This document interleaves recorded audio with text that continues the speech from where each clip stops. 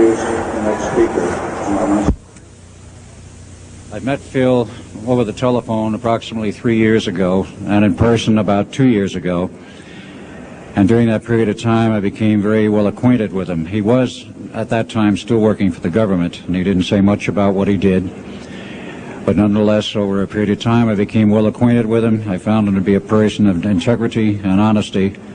And about 1 year ago, he became totally fed up with the New World Order and the establishment. He thought he was working for the betterment of mankind and the work that he was doing as a geologist for our government as well as for NATO.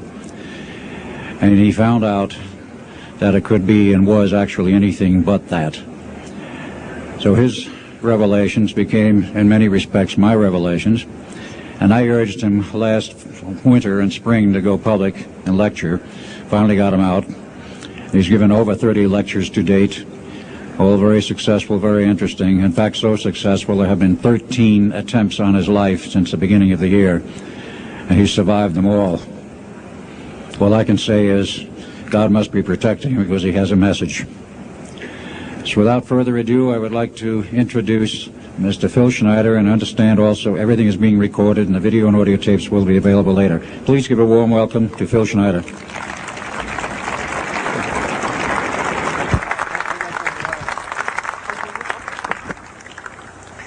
Thanks, Al. I guess I can always start off by saying loose lips sink ships. That's almost a pun anymore. I'm Phil Schneider. I worked 17 years for the United States government as a geologist and aerospace engineer as well as a structural engineer. I worked for such elusive and elusive occupations with Morrison Knudsen, Bechtel, Page and Page, Aerospatiale of France, and a host of other EG&G and a host of other Los Alamos Laboratory and these kind of things. But rather than bore you with all those statistics, I've got cooked up a real mixed bag here of different topics, and it's might be a little bit like brain overload, but I'll start from the beginning. Now, like I said, I worked 17 years, co-invented methods of shape charge blasting as well as laser rock deflagration, which means rock is literally melted or powdered by a special laser combination, and the residue of the rock underneath is applied as a coating, as a liquid coating, kind of like instant agate, if you could imagine a hunk of agate, which is a hard silica mineral, rock actually. But up here we have another topic. This is an area to where I worked. I worked 11 years of the 17 years at Groom Lake, S4, S2. It's in the Nellis Air Force Base area. In fact, Groom Lake is, I'll show you in the picture right here. It's right here. Groom Lake is quite the place. A lot of rumors and other kinds of things have come out of there. Of course, people have stood on the outside for years and wondered at what's been flying there. There's all kinds of things been flying. Let me give you a brief overview. Start in ancient history land here. Back in 1909, the U.S. cavalry was engaged in catching some banditos that had crossed over the Mexican border into a place called Truth or Consequences, New Mexico. And they went into a cave or a hideout and killed the so-called bandits, but what they found out they couldn't explain, and they were called horseshoe craft at that time, or horseshoe ships. There were UFOs, and they saw these, what they called demons, gray demons, little gray guys all around the place. That was in 1909.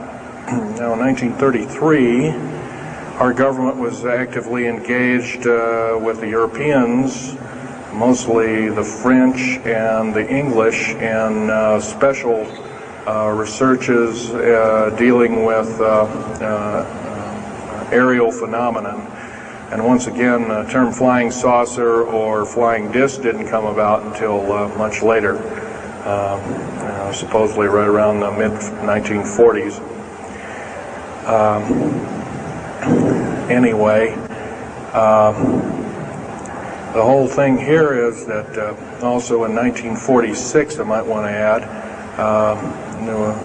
we were engaged in atomic bomb testing and this kind of a like, and of course the area of Bikini Atoll. Some of the pictures are over here on the white board, showing with the actual language of both the U.S. Army and U.S. Navy archives. Anyway, these flying ships were seen as early as 1945, 46. Some of them were called Foo Fighters, and you name it. They were fully known about, maybe as early as 1935 or 36 by our U.S. Navy. And there was a shallow underwater base at Bikini Island, and that was probably the one reason why a number of atomic bombs were exploded in that area rather than other areas which they could have been even more remote out in the South Pacific at Operation Crossroads. Well, anyway, this all led up to later on, about 6-8 years later, 1954, during the Eisenhower administration, led to an interesting treaty called the Jreda 1954 Treaty. It was the Alien-Human Treaty. And supposedly the aliens had come in and exchanged technology, and they'd want to take an occasional human being and a few head of cows, and accurate books were supposedly to be kept and all this kind of stuff. And of course, eventually all that broke down, and aliens are notorious for being liars, even greater liars than so-called, in quote, we humans are. So alien treaties are often just not even the pieces of paper they're written on, they're just really kind of worthless. Anyway, my work as a geologist in building underground military bases, some of which are over 2 miles underground. And I think when you listen to Al tonight, if you have a chance to listen to him, he will speak of, Al's actually been on some of the high-speed monorail subway cars, if you might want to call them, that link these bases together. Some of them are capable of riding on a cushion of air about 3/4 of an inch off a rail at a better part of Mach 2. And he's actually been on one of these trains. I've only been in one of the tunnels and helped build some of the tunnels. Incidentally, I helped work on 13 deep underground military bases. Had hands-on experience. Notorious was the one in and around the Dulce, the southeastern and southwestern sides of Dulce, New Mexico, in the Los Alamos laboratory regions, where we built some hermetically sealed rooms that were very deep, going down over a mile. We also built additions onto Groom Lake and S2 and S4 complexes. There are a total of 9 underground. They're called DUMBs. Like, you can learn a lot from this dummy, but DUMB stands for Deep Underground Military Base, and or a deep underground DUM2, for instance, is a submarine base, and I helped build a few of those too, which are off our continental shelves and then certain islands and out in the Atlantic and the Pacific in strategic locations. All this, I can hardly, in an hour's time, I can hardly squeeze all this in, so I'll be kind of rambling here if you just bear with me.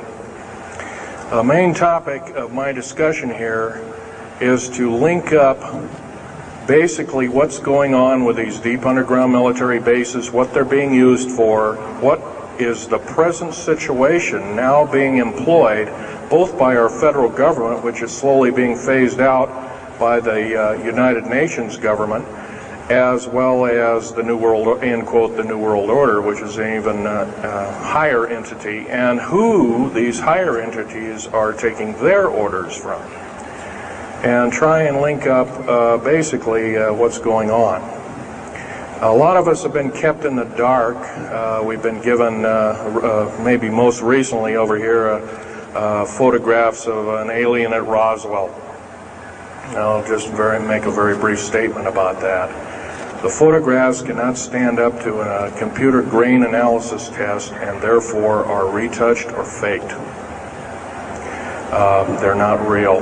The real one, the real photograph of the charred or dead alien that was, or one of the several that were autopsied, is over here, was given to me by a friend by the name of Skip Fromback of Seattle. And his father worked as one of the principal doctors. He was from Germany at the time, and worked on some of the autopsy material, from what I understand, along with other people. Anyway, you just can't believe everything, and that goes for me. You got to get out there and do your homework. Like I always say, you might don't put your spectacles on, you put your skepticals on when you listen to me.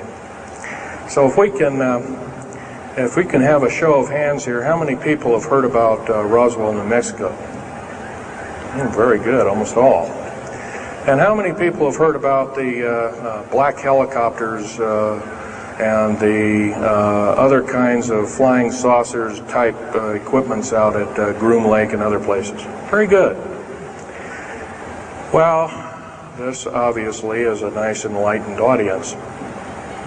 Most of you have probably seen what a black helicopter is, or maybe even gotten rare glimpses of an F-117A black jet, or stealth, as they're often called, or a B-2 bomber, B-1 bomber, or some of these other sophisticated aircraft that are now being touted as the new technology. Once again, where did we get this new technology? Well, obviously we've had a little hand in that. Our little alien so-called buddies, have kind of exchanged things, not without a great cost. The cost of which has been a lot of people have disappeared. Some, and I'll blow this statistic by you. There's, according to current FBI and Defense Intelligence Agency and CIA statistics, 100,000 children and 1 million adults disappear every year, and these are not kidnappings or murders or rapes or suicides or anything, totally unaccounted for. And where are these people going to? Nobody knows. Maybe one of us in this room or somebody has encountered such an individual and lost a loved one or a friend or something, and that's unfortunate. My best friend, Ron Lee Rummel, several years ago, got himself murdered because we dared to put out in print, at that time I was still working for the government, and so was he, we dared to put in print the so-called the Strategic Defense Initiative, or Star Wars, as part of the New World Order, and takes its actions. It was originally written as a kind of a spoof or a joke. We had one of these alien greys dressed up and had New World Order insignia on, and of course that wasn't taken very nicely, and my friend got himself murdered. It was called a suicide, but now it's been turned over to special authorities who now acknowledge it was a homicide. Other than that, I'd like to also mention something about my father. My father was a U-boat captain in Hitler's Navy, and he got captured. had taken over. I didn't find this out until about 2 weeks before he died on his deathbed. He kind of told everybody in total shock. I was one of them. In fact, I didn't believe him. I thought he was kind of in delirium or something like that. And of course, other things have come up since. And so, anyway, he was captured by the French, turned over to the Third Army, the U.S. Third Army, and then U.S. Third Army turned him over to the Navy. And he was a master machinist. Now, it's not a journeyman. A master means that they can take a block of metal and make a gun or a watch or some other fine instrument. And he was a master machinist. He later became an MD doctor and part of the aerospace medicine group of the United States Navy. Was instrumental in helping build the USS Nautilus and its first nuclear-powered predecessor, the Enterprise, the first nuclear-powered aircraft carrier, and other ships like it. He pioneered all the ways in building very small and miniature nuclear engines, and he even helped work later on in his life. He helped develop the infamous grid bed nuclear motor, which is now employed in some things that look like flying saucers that people claim are flying saucers. Yes, we, in quote, the United States Air Force and other armed forces, are training other European forces to fly unidentified, or now identified, or, in quote, flying saucers. We've actually built several prototypes that are flying under names of black craft. My position as a geologist and engineer got me to see a lot of things in the world. I've been in over 70 countries. Also worked for NATO. I carried a level 3 security clearance with a rhyolite factor. Rhyolite is a hardened factor, only given out to a handful of civilians and maybe a couple of hundred military men worldwide. I thought I was doing the nation, United States, as well as the world a favor by, I thought I was kind of keeping my end up. Well, it didn't work out that way. I was to later find out that these underground bases are now being employed as strategic bases for, in case there is martial law in this country. Right now, our military professors that used to be in war colleges and the like are training people like ex-Russian KGB and Spetsnaz people right here on American soil. I've seen it with my own 2 eyes, along with other people, other geologists. By the way, I'm still a geologist, still do geological survey work. However, I don't work for the government anymore. I took my security clearance and all my government stuff and cut it up and sent it back to the, pardon my French, SOBs. When I found out that a number of these 131 deep underground military bases are being used to subvert the Constitution of these United States and its people, I says, that is enough. I can't possibly be connected. Oh, well, Mr. Schneider, you can't quit, they said. Well, I says, yes, I can. I'm an individual, I'm going to quit, and I'm walking off the job. And he says, so I got arrested and casually told, well, you got to finish a job. And so I caved into that part, and I finished 3 weeks, and then at that time, my father was dying, and I was allowed home, and I never went back for my paychecks. Don't intend to either. These people are beginning to show signs of being our utmost enemy. I'm talking about military people now engaged in training foreign troops on American soil, clearly against the Bill of Rights and the U.S. Constitution. It's why we formed a government, why our forefathers formed a government, a republic of these United States in the first place, way back 200 plus years ago. Because the drawing and quartering of soldiers, taxation without representation, law by edict, otherwise known as today's version, executive order, among other things. The very reasons that we became, in quote, free, a free republic, a free society, possibly one of the greatest nations to ever be a nation on this earth, were instilled in our founding fathers that are now so far away from the people now running our federal government structure. So I'm here today to touch upon a number of subjects. One being that these underground bases are roughly over 3 of them per state. There's now, instead of 12 prison camps, there's 39. That's almost 1 per state. They're building 2 prison camps every 7 months. They're building 2 underground military bases every year. Each one of these military bases, by the way, these underground military bases, they cost somewhere between $17 and $26 billion. They employ 1,800 to 10,000 workers each, in varying grades of skill.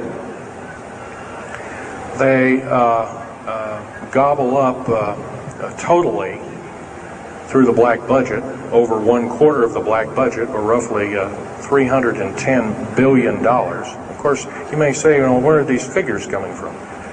Well, the black budget, as we know it, in quote, black projects, which anything called black is significant of hidden from Congress, hidden from the American people, and very few people are even in the know about it at all. But black budget per year garners over $500 billion a year. And it's these kind of huge quantities and sums of monies are garnered through CIA drug activity, National Security Agency clandestine operations, mostly in Panama and South America. Now also engaged in Russia in bringing and refining strategic metals. By the way, you might want to ask, where's all these kind of interesting new metals coming from? Over here on the whiteboard we have the new periodic table. It's got 140 elements. Now in our high schools of today, I was in a high school about a week ago, I saw a new periodic table had 105 elements on it. Now somewhere we're not being told the truth. We're being lied to at every turn and every corner. We're considered less than morons. So the government has made itself an entity, an independent taxing body, an entity into itself, and isn't accountable to anybody, not even the so-called New World Order. They just go ahead and do everything willy-nilly as they please. There's nobody checking. You don't have to worry about this. Occasionally there's a senator who pokes a nose in here and there, and that senator finds out either nicely or not so nicely that you don't do things like that. Now, if we're to gain a grip on our country, if we're to take our country back, we must first ask our public officials if they cannot tell us the truth, and we will impeach them, or they will be impeached, or they'll be tried as traitors. This is pretty stiff language. Already it's slowly beginning to trickle out and to occur to a number of people that this may be the only way out. Also, our founding fathers, George Washington, Patrick Henry, and a few of the other ones, came up and said that you don't want to let the beast out of the box. And they were talking about a runaway government. You don't want to allow your government to become like England. at that time. And so they warned us about this very same kind of thing. First of all, the United States is not a democracy. It's not a republic anymore. It should be a republic. That's to the republic for which it stands, one nation under God. Why we can't even pray in the public schools anymore. We have to have a Supreme Court judge or group of them, plus Janet Reno and company, among other things, telling us what to do. Interpret for us as if we cannot read with our own two eyes and understand with our mind. This, of course, is bad policy all the way around. And I guess I don't need to blow that by your ears. Okay, on another subject, I have a number of items up here at the table. One of which here is, if I can show it, is a heavy hunk of rock indeed. It has a weight of about a little bit more than a pound, 2.5 times the weight of uranium. It's not radioactive, can never be made radioactive. It's composed of earth, rare earth, clays, and powdered metals, as well as an alien element, mostly from crashed, retrieved flying saucers and those of the kind that have happenstance to crash in our deserts and backyards, so to speak. It's called mironite. This is employed in every stealth aircraft, every black jet, throughout the black budget. Also in the very small quantities in the skins of black helicopters. Mironite. Here's another thing. Here's a piece of probably the purest titanium you'll ever hear or see.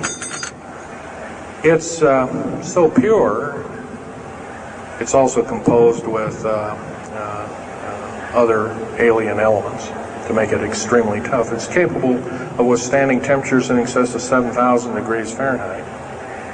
Our new Phoenix-class submarines, of which we're building 2 a month right now. Phoenix-class submarines is a black budget program. Each one of those submarines costing $208 million just for the titanium hull, which is made of this material. Approximately 10,000 pounds of it. Now, we've got, supposedly, as of the data right now, we've got 106 of these submarines. They're plying the waters and the waves. They can dive to a depth of over 7,000 feet and hold that for 3 months. It's a fantastic submarine indeed. It has 11 grid-bed nuclear motors on it, engines, that run everything, purify the air. And, by the way, these aren't your usual nuclear motor installation. They're very small. They're probably no bigger than this podium, weighing less than 3,000 pounds, putting out as much as the equivalent of 3 aircraft carriers of the Enterprise class. But these Phoenix-class submarines are getting this metal. Now, where are we getting the metal? It's being stockpiled in a number of strategic locations. Supposedly, I've heard stories, well, it's being mined on the moon, and I have no way of proving that, one way or another. I think we're probably getting it from Russia, or refining it in outer space. What are we shuttling? Basically, a shuttle.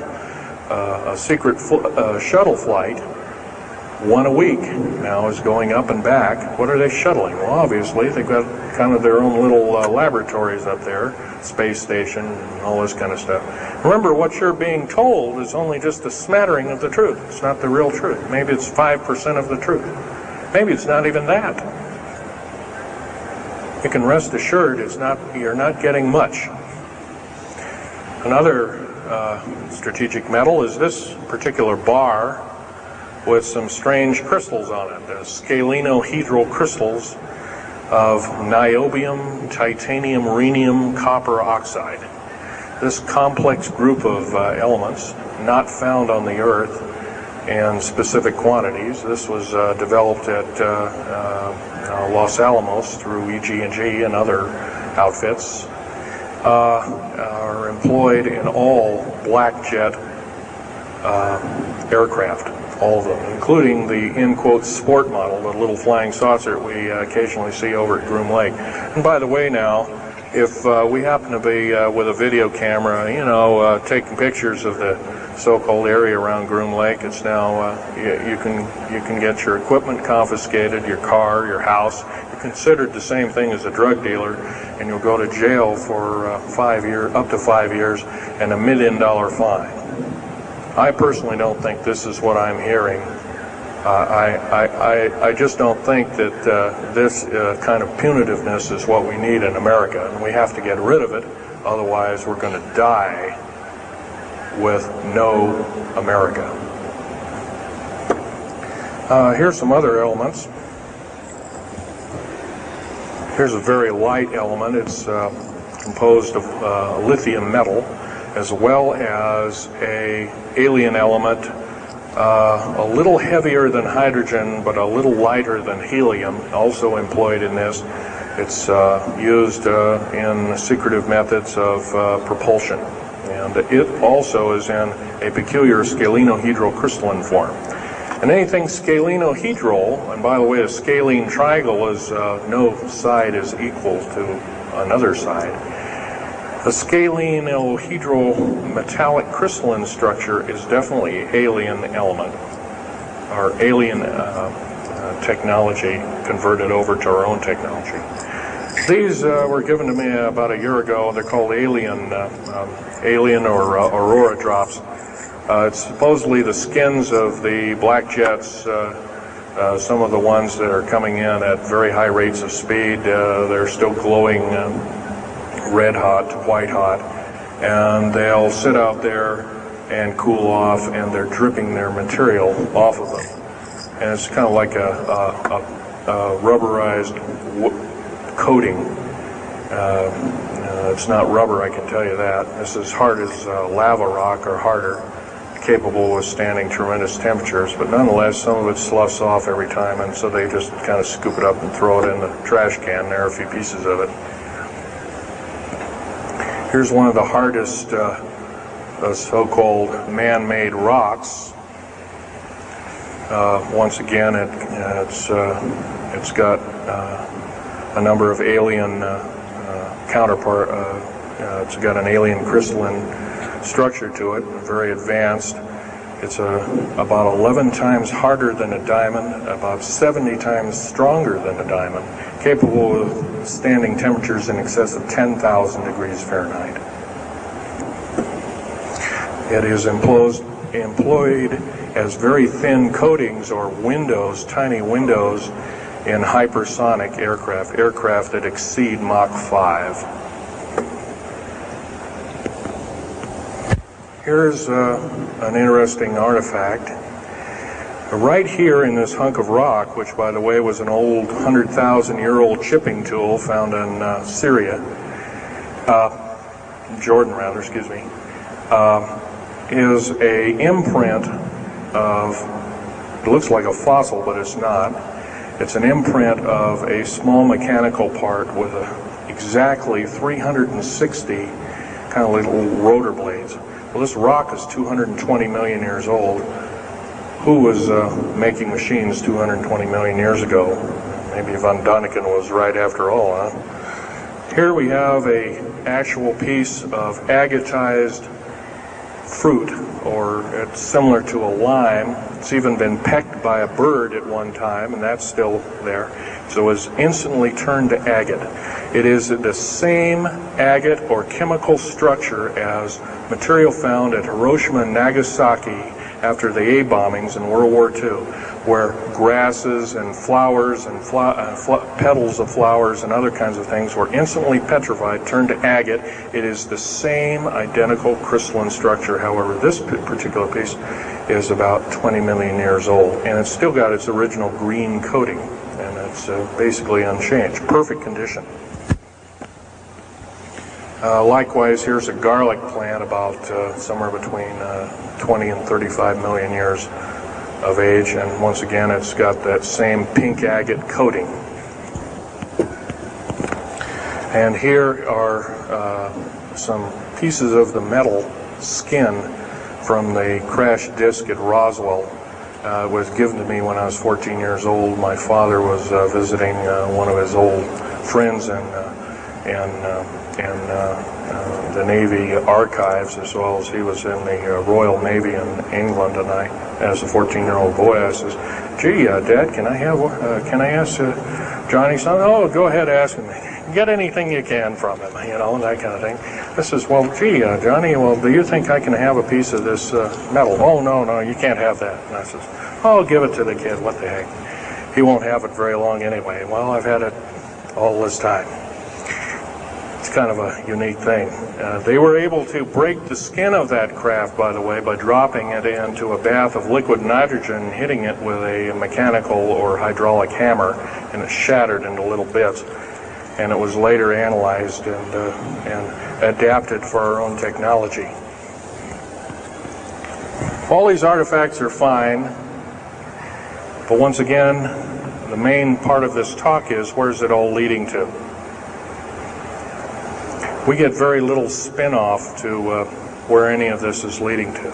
Occasionally we'll get a new computer, or maybe a quartz watch, or some little trinket, kind of like giving the Indians beads a couple of hundred years ago. Well, we're getting these little spin-offs. But the black budget still rolls on, garnering up over $1 trillion every 2 years. It's somewhere between 1.023 trillion and 1.31 trillion dollars every 2 years. And every year it goes by and the black budget is unchecked, unaccounted for, it's just subverting our country. That's number one. Number two is that these underground military, first of all, if there was something like a nuclear war or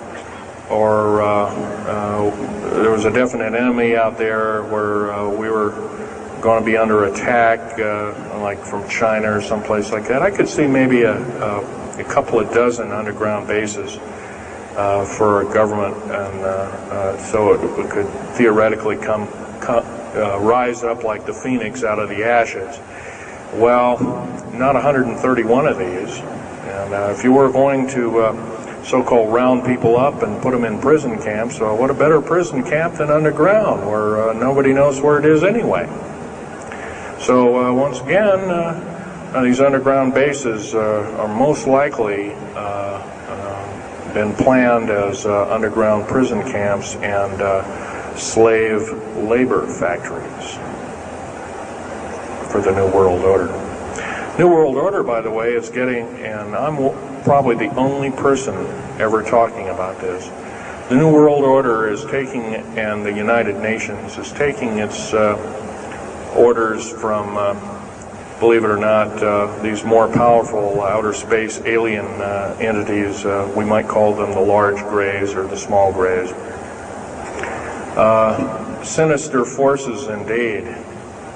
And you might want to say, well, gee, how come we don't see more of this kind of thing? Well, you can just imagine. If you're only being told 5% or less of the truth, that isn't very much to go on. That's one thing. Another thing is, you don't find very many people coming up here and letting you have hands-on experience.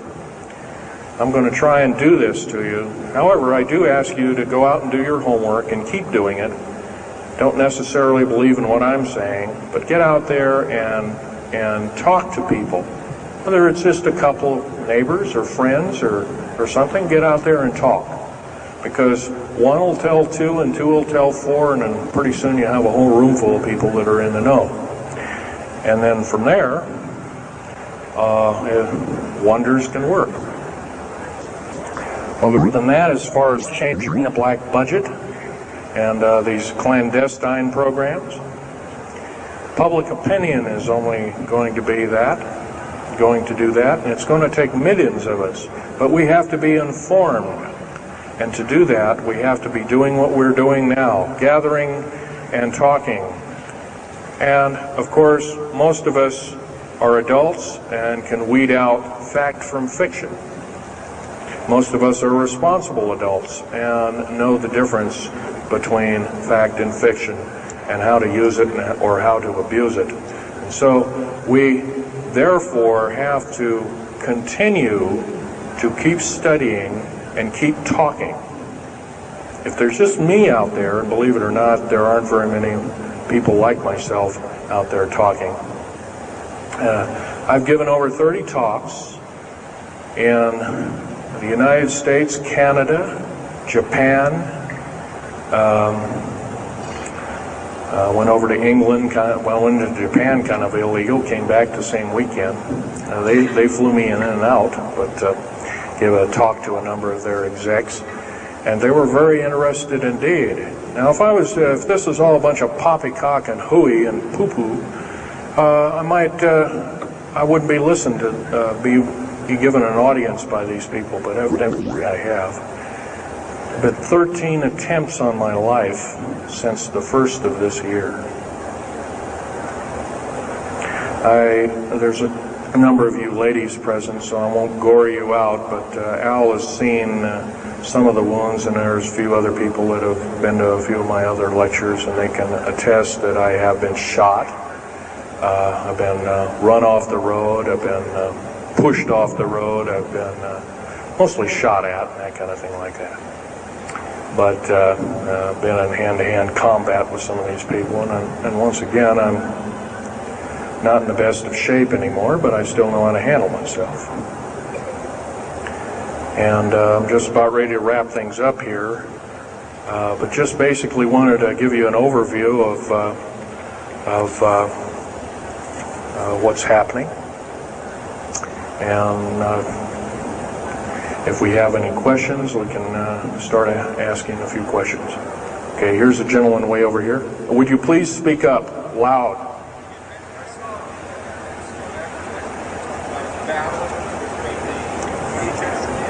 Yes, I was involved in in 1979, in August, late August of 1979.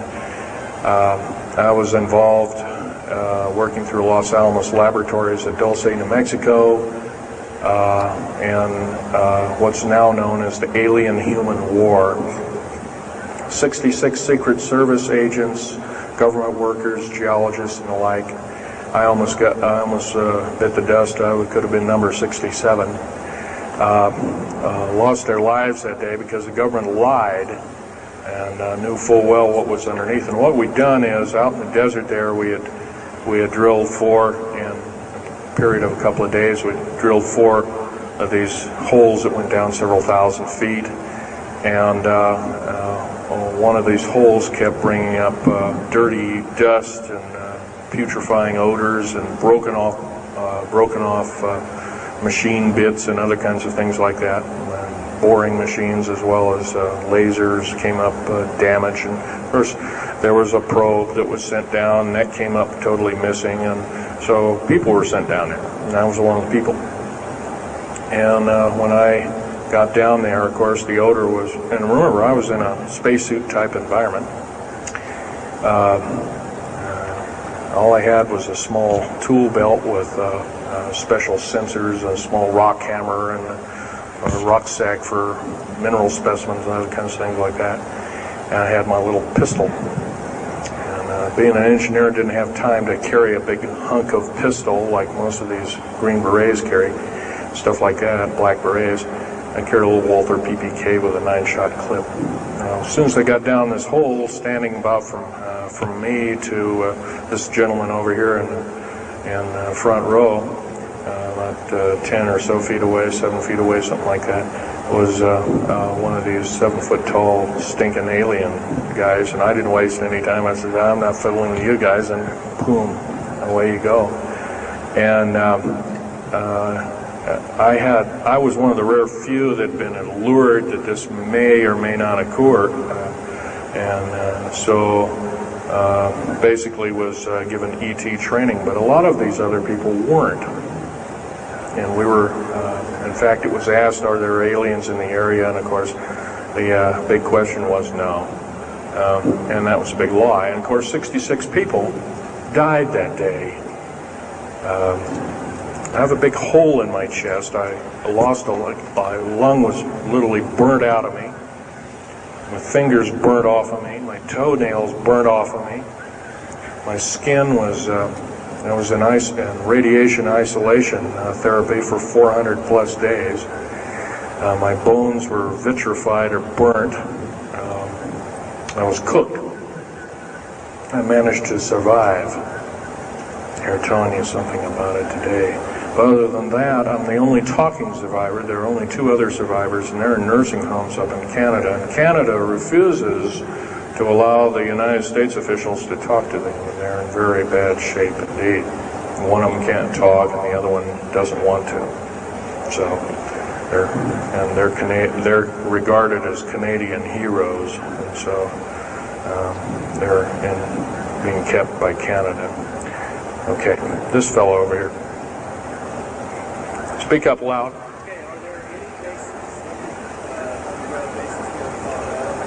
Actually, yes, there's several. In fact, as I was coming to this talk, I was supposed to be here by plane, but there was a subsequent foul-up. Anyway, I drove all the way and did it in one day. But as I was coming over up near Cheyenne, I noticed the military, Air Force and the Army are building a so-called new, in quote, boot camp, prison camp, right up in Cheyenne, brand new. And I was here 3 months ago, that wasn't there. So it's something brand new. In Colorado, yes, there's about 4 underground bases, one being at Denver International Air Base. I call it Air Base, spaceport, or whatever you want to call it. Denver International Airport. No wonder your luggage gets lost. There are 8 levels underneath the airport, tarmac there, end quote tarmac or cement mac. And so those bags could be there for a damn long time. Why, just imagine if this was instantly turned to agate 30 or more million years ago, those bags could very well be the same way. So yeah, there's a number of them, and I wish I had a map with me. In fact, in subsequent talks, I'll have a map, which will be put on the overhead. In fact, my next talk, I plan to have just that. I had planned to bring a map here and had all the latitudes and longitudes of all the bases, and I can't do that. That would be a nice jail sentence for me, so I didn't bring it. So. But other than that, I'll have that all researched for you. Yes, this woman.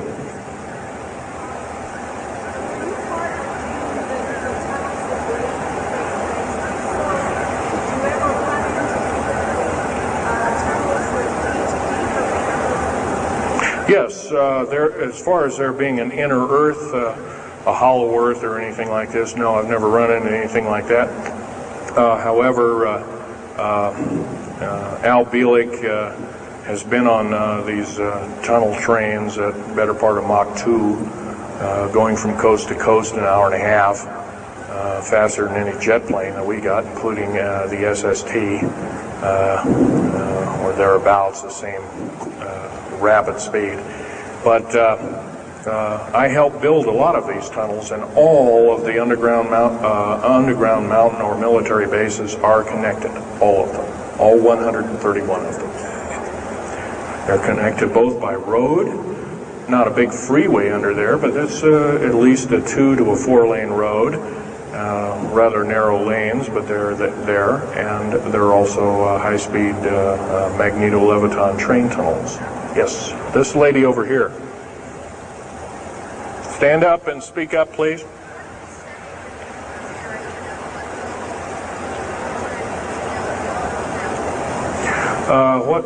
What levels of military personnel know about this?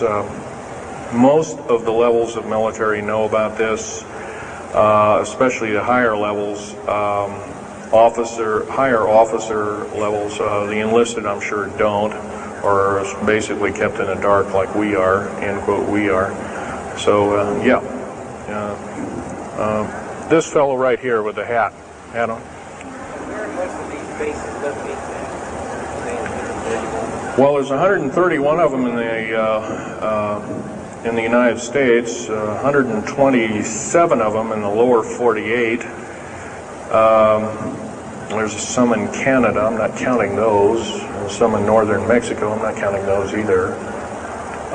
They average about 4¼ cubic miles hollowed out underground, an average depth of 5,700 feet underground. Average cost $17 to $31 billion each. They employ anywhere from 1,800 to 10,000 people. And some very large ones now being built in Sweden, one of which is repudiated to be 30 cubic miles. It will take 5 years to build that one at a cost of about $2 trillion. And that's all being supplied by the United Nations. Yes? Anybody over here? No? This gentleman. Speak up, please. Okay, you want to know exact locations of all these? Well, for where all of your Army, Marine Corps, Navy, and Air Force bases are, they're with all the present, not the ones closed down. And by the way, the closed down bases are now being used for gasoline storage and equipment storage and these kind of things. So they're not really closed down yet. Boot camps, end quote, boot camps and all this kind of stuff. So-called prisoner camps and these kind of things.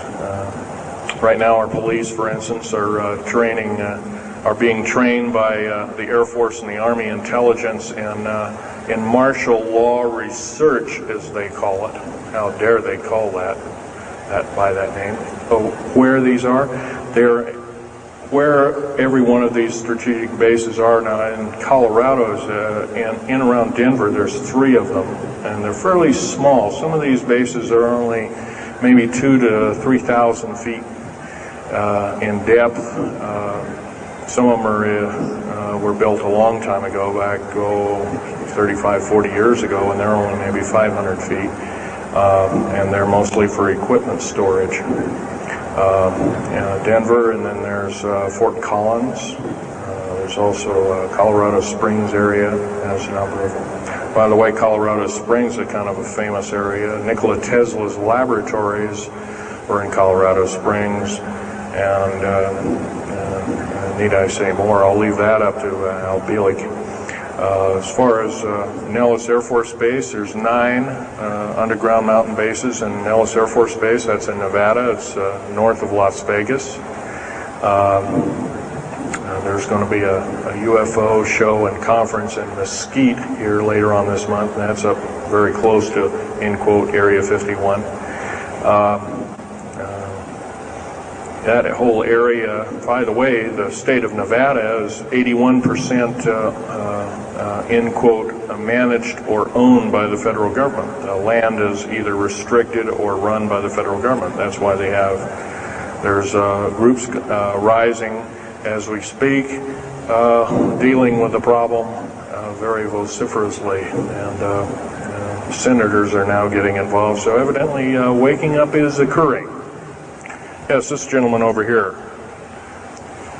Speak up, please.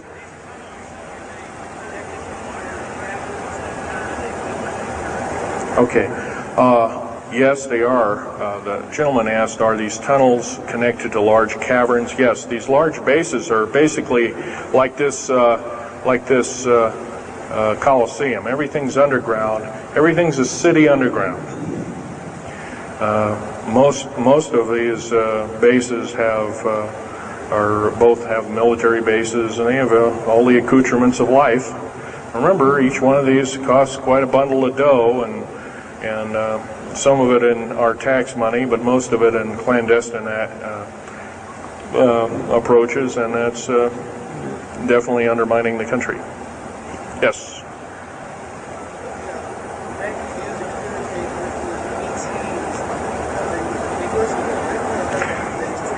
Well, some of them have a difficulty in understanding our language. It's too slow to them.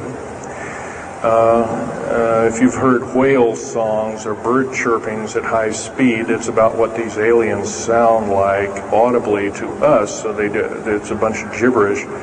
Yes, they've slowly actually broken down. There's 11 prototypes or 11 civilizations of aliens visiting this planet all the time, all of which are known by the U.S. military, 9 of which are not very good in data. They're pretty bad news. 2 of which are benevolent, but the benevolent ones have supposedly left. They have their own little war of sorts, especially the Pleiadian groups and whatnot like that, of which Val Thor was repudiated to be a Venusian, but other people will alert he looks more like a Pleiadian. He looks normal human, except he's got 6 fingers and toes. He's got one oversized lung. He's got 2 hearts. He's got all kinds of weird stuff. Bones are bigger. Yeah.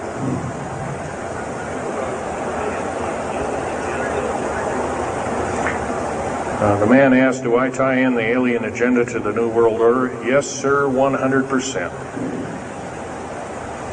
I can elaborate briefly. The New World Order right now basically is dismantling countries, governments, telling governments not to war with each other anymore, basically, so that looks good on the outset. They're taking their orders directly from the aliens who've got their own timetable. They want the one world order because they want the planet for themselves. And, of course, you've often heard of the term Global 2000, and that's a supposed sinister plot, or has been a group of sinister plots to produce biological weaponry to reduce or thin out the so-called ethnic cleanse the population of the planet by 5/6, or roughly 5 of 6 billion people, enslaving the rest to work willy-nilly with the so-called people of the New World Order. Now, another peculiar thing is the alien agenda is not really well believed nor understood by a lot of these one-worlders. They don't believe it. They think they've been singled out for their own end of glory, and what they don't know is they're just another human being, and according to the negative or bad aliens, they're just another, we're considered bags of food to them. They don't eat us like we think of a cannibal eating a hunk of meat, but they use our glandular secretions as part of their food base, their blood and our glandular secretions like adrenal chrome and other kinds of things like this. And in fact, the Atlanta Center for Disease Control has figured out ways that we can combat this and all this kind of thing like that. It might be where these new designer diseases like AIDS and Ebola and hantavirus and all these kinds of things have come up out of nowhere, and these diseases, in quote, almost have a mind of their own. Yes, this lady here.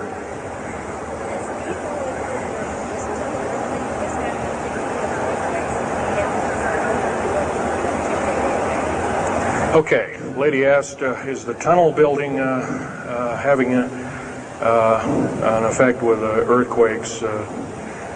Yes, it could very easily be, although got to remember a lot of these underground bases are constantly being repaired, and so a lot of people have to be hired. As far as the U.S. government, second part of her question was, is the U.S. government modifying our weather? Yes, that's an affirmative. And we have, the U.S. government's been working with the Russians for at least since 1972 and maybe as early as 1966 on weather modification, and it's a well-known fact, and it's well employed. And by the way, they can literally weather modify a hurricane or a tornado out of existence. And the reason they don't do it is pretty obvious. And right, or they could actually send a plane inside of a hurricane, for instance, that would blow off an atmospheric bomb or a shockwave bomb in the eye of the thing, and it would completely dissipate. Well, they don't do this, of course, and there's probably other reasons for that, see which way it goes or what kind of havoc and how we can study the havoc and we go from there. This fellow way in the back in the black. How do we learn more about our general topic? Well, there's this particular fellow, his name is Richard Souder, PhD. He wrote a book recently, Underground Bases and Tunnels, What is the Government Trying to Hide? That is one book. Then we have here's a popular science article, Secret Air Base. The government doesn't want you to know that Groom Lake, supposedly Groom Lake doesn't exist. Well, I guess if it doesn't exist, then me talking about it, I guess I can't be arrested or anything. I'm just full of poppycock here. Well, the editor, one of the editors of Popular Science that put this article out is now in federal prison. Then there's a book that called Stealth Fighter Pilot. These books are available. I got this one at Dalton's. This one actually was sent to me by the publisher.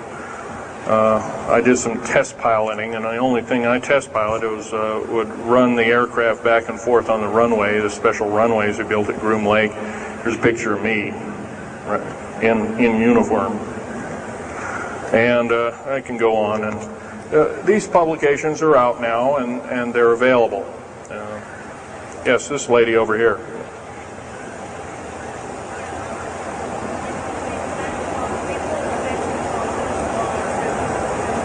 I can't hear you. What?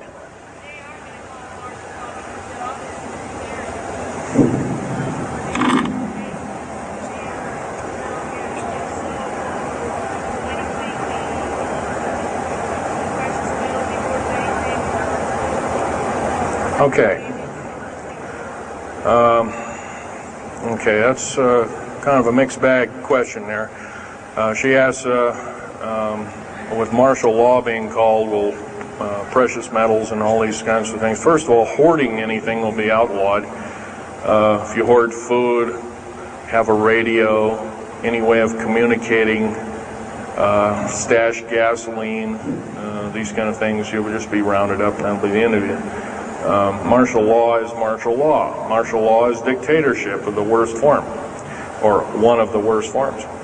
And her other part of the question, if I got it right, was when's the alien takeover? Well, the alien takeover right now is, and probably will be for probably the next 20, maybe 30, 40 years, will be basically in the background. The idea is to get the one world beast-like government order in place and to thin out the population of the planet.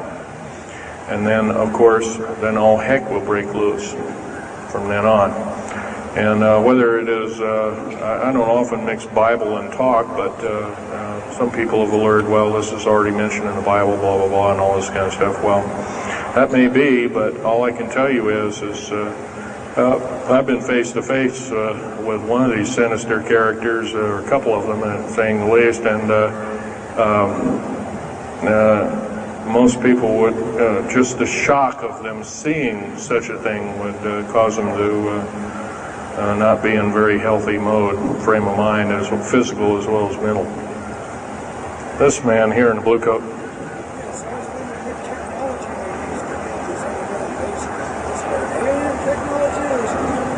Well, it's a combination. What technology is used to build these underground bases? Well, we have lasers that can drill out, or basically deflagrate or melt out a tunnel 7 miles a day. And that tunnel is 28 feet wide, 28 feet high. You've been told about drilling and boring machines in a very slow, 1/4 mile a day. Most of that went out in World War II. Most of that's all World War I or World War II era materials. And once again, you've been badly lied to.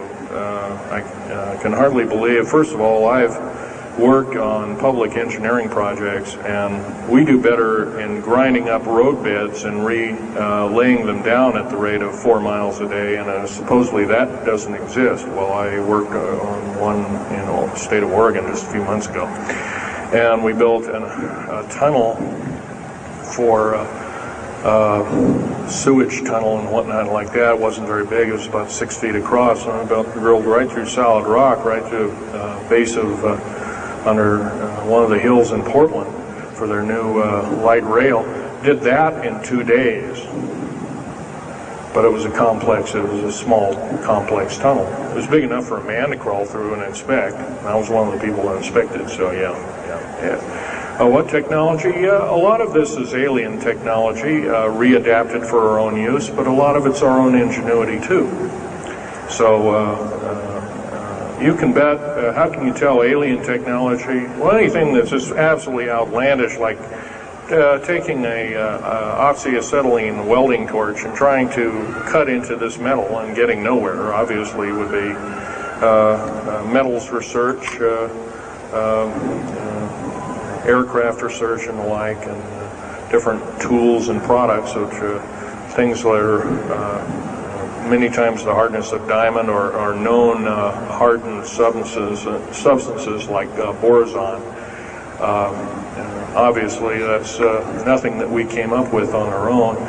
What we could have over a several hundred-year period. But you've got to remember, too, that the military technology is outstripping the public sector technology at the rate of 44 to 45 years of technology for every calendar year, every 12-month calendar year here. So every year going by this time in 1996, the military technology will be roughly 45 years more advanced than where we are today. So it's quite possible that way back in 1943, the U.S. Navy not only caused the ship to disappear, it literally disappeared and reappeared. Basically, military technology right now is about 1,200 years more advanced than public state technology. And computer technology right now, it's off the scale, I can't tell you. It's just right now, and employing just in black jet and stealth aircraft, the new computers are so completely advanced that we couldn't get them in the public sector for maybe another 40 or 50 years. Yes, this lady here.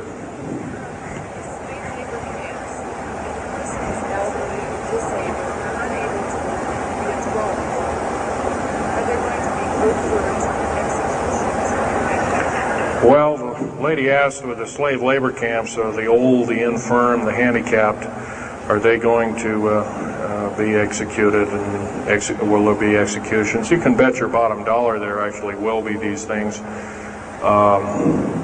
I wish I knew more, but I don't. I've had my own agenda to kind of keep up and talk about. But other than that, yes, I would imagine so. If you look at all the 39 prison camps that are presently built, and they're called boot camps, by the way. And of course, these new trains that they have that have 143 shackle placements per train, they're a scary thing indeed. You know what they're called? They're called United Nations prisoner transfer cars. Oh, that's an appropriate name, I guess. Well, we got to wrap it up here. They're telling me it's time. I'll take one more question. This lady over here.